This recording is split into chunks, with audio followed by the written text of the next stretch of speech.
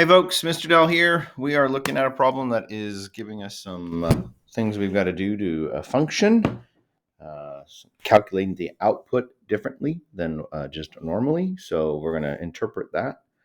This is coming from CPM's Math, Integrated Math 1.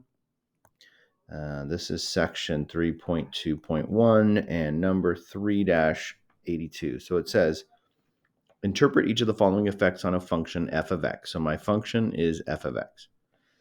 So for example, so in this case, we have f of x plus 2.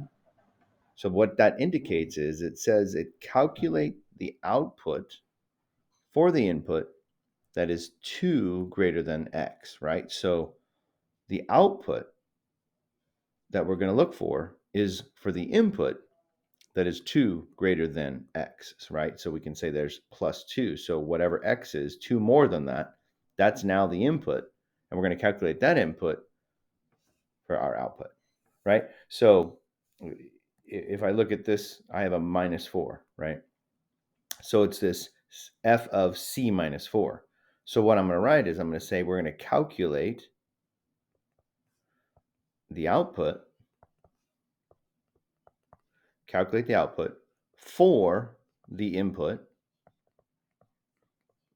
that is, I should say that, for the input that is 4 less than, and our variable is c, less than c.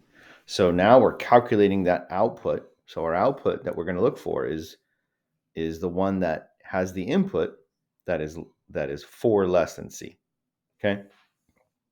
All right. So let's look at b. B has this 0.5 times the b. All right. So it's f of 0.5 times b. So once again, what are we doing? We're going to calculate the output. Let me write that better there. For the input that is what? That is half of b, right? So I'm going to look for the input that's half of b, and that's going to be the output for 0.5b, or half, 0.5 times b. Last one. This one's a little different. So this one, you've got the 12 more than the output when the input is d. All right, so let's talk through that. So my input is still d, that's my input, but my output is 12 more when my input is d. So we'd say the output